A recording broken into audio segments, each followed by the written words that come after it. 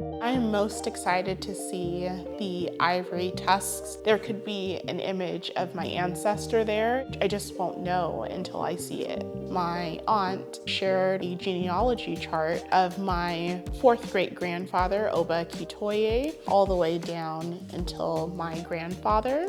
In 2022, after discovering that my ancestors were depicted in the Benin bronzes, I informed LACMA about my research and asked for a private viewing.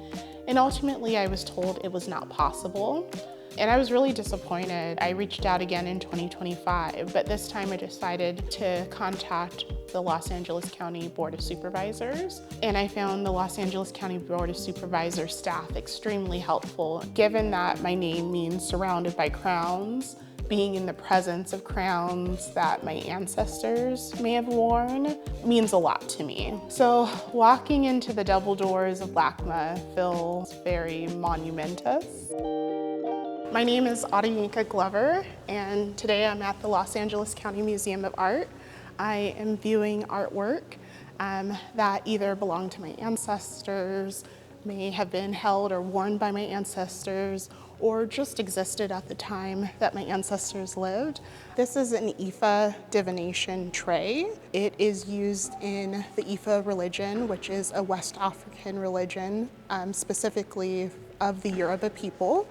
My people. There would be a powder poured in the center of the tray. It would be used by an Epha divination priest called Babalao. The Babalao would use that to tell the future as well as to help guide an Oba and his kingdom. An Oba is the traditional word for king. I descend from the first Oba of Lagos, who is Oba Ado, as well as some of the earliest Obas in the Benin Kingdom.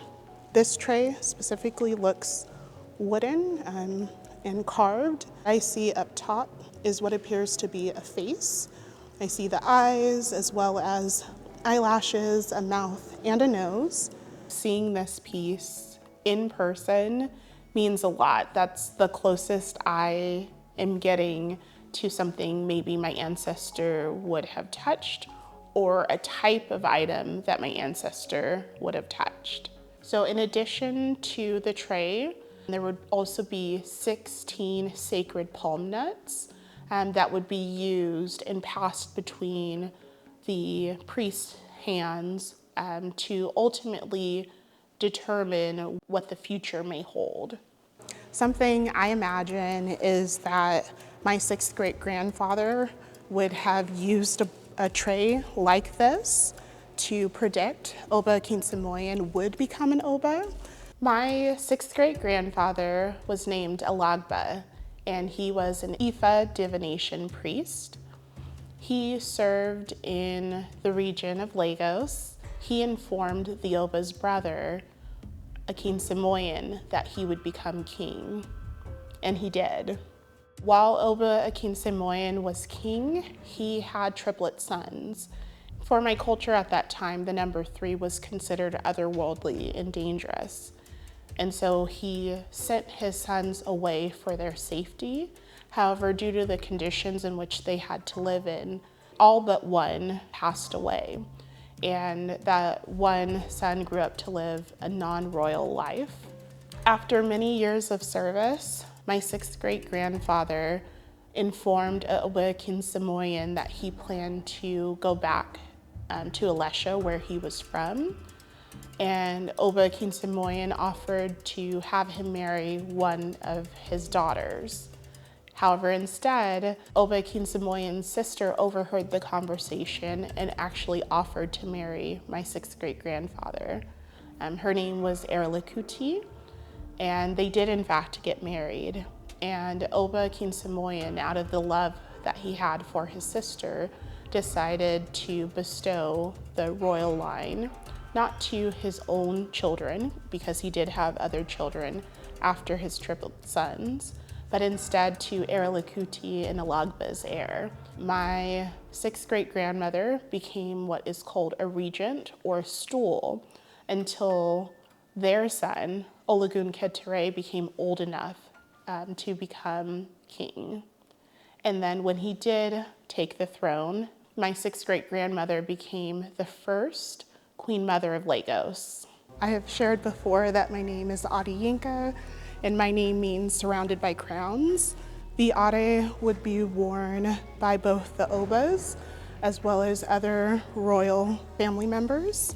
These are beaded crowns, which are absolutely gorgeous. There are different patterns. For the most part, all crowns would have both a bird as well as a face on them. So on these 2 crowns here, we see faces depicted. We see faces on the front, but on all 4 sides, as well as faces here. What I particularly like about this one is it looks to be more 3D, like a protruded eyebrow, which is pretty awesome to see.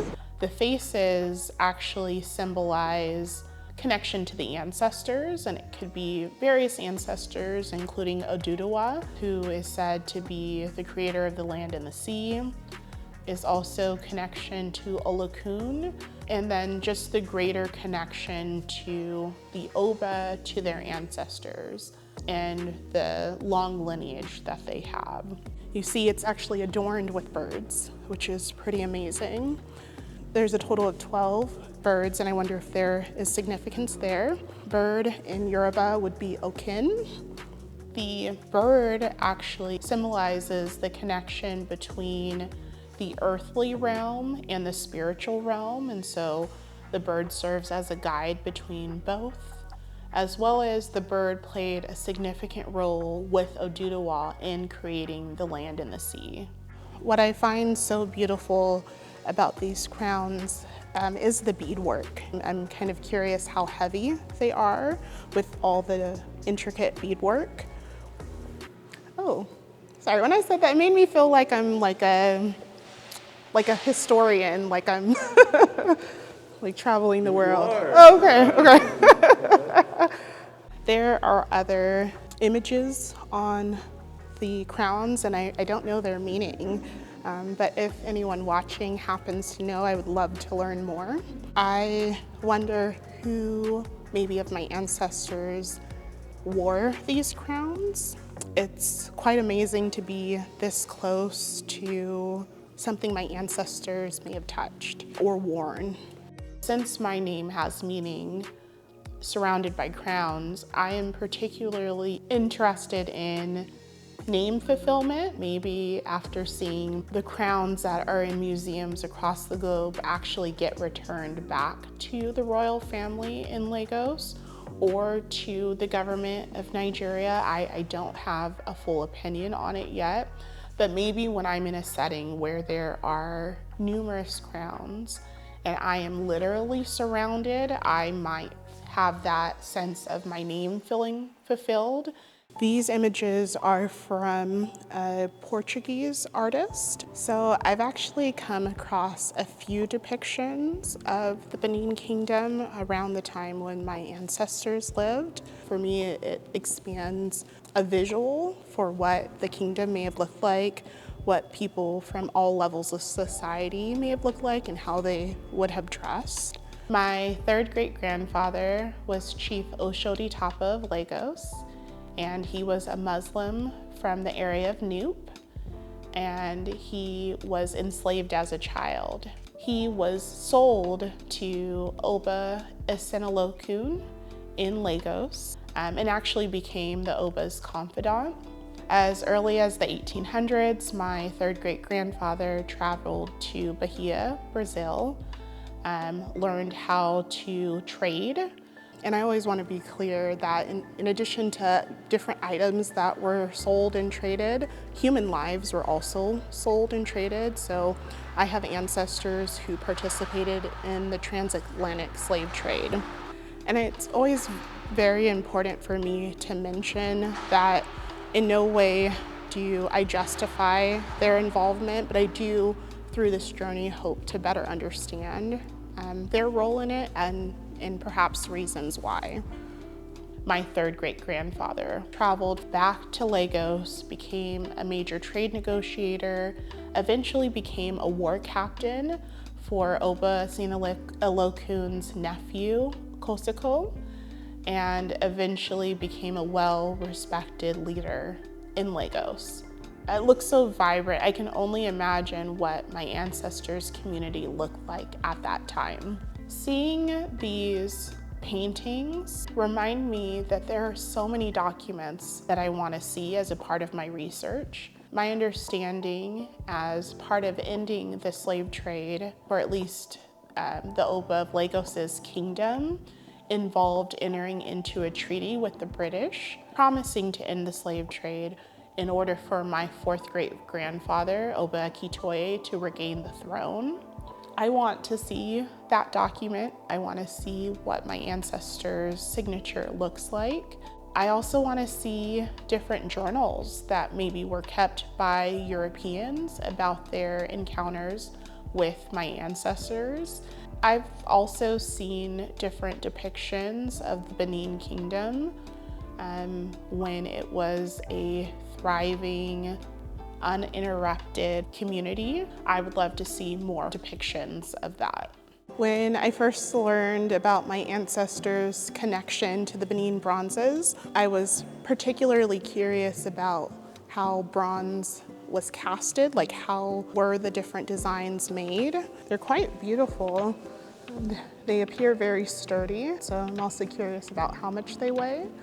This one has even more designs, including some trinkets that are hanging off. And they actually look like shells. So in olden times, cowrie shells were a form of currency.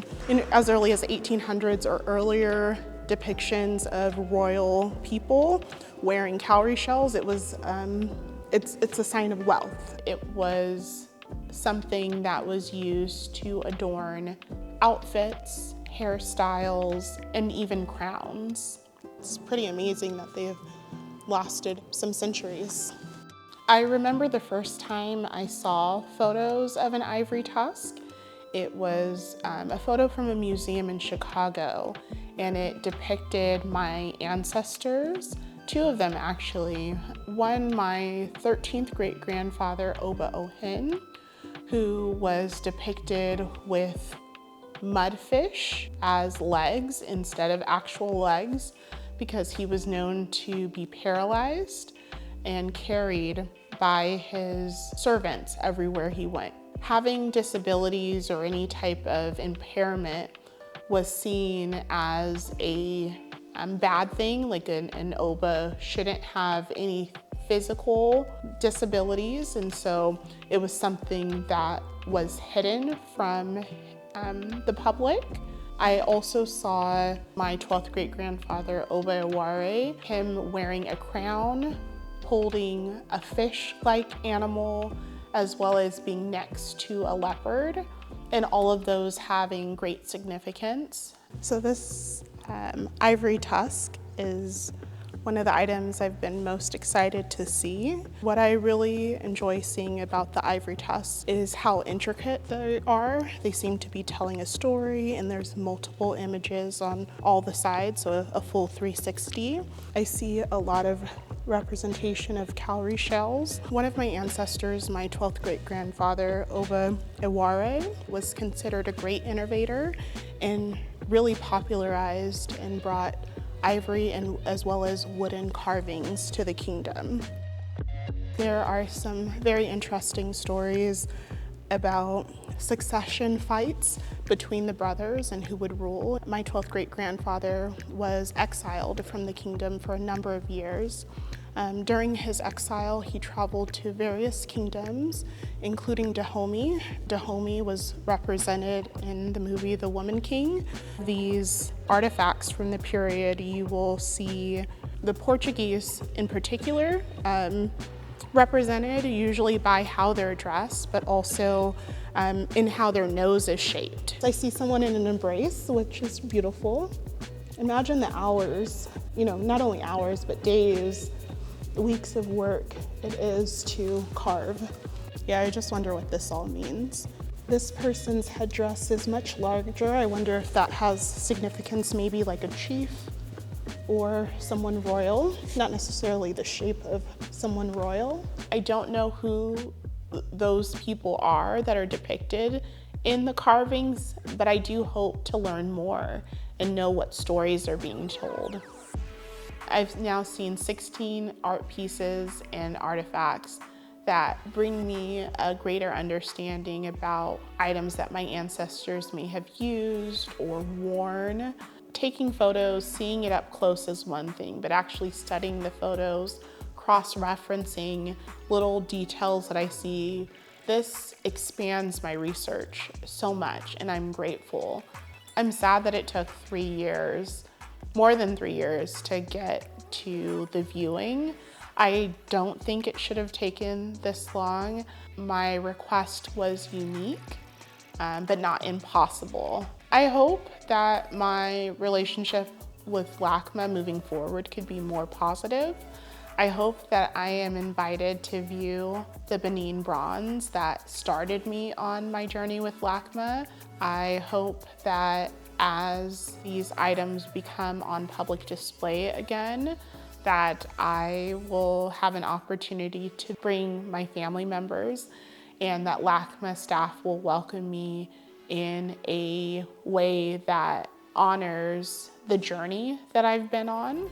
I would like to thank the Los Angeles County Board of Supervisors who were helpful in reinitiating communication with the museum. I am also ultimately grateful for my family. The whole reason I'm doing this is so that I can share stories about my ancestors with my family, so that if anyone decides to pick up wherever I leave off on my research journey, that they don't have to start from the same place that I do.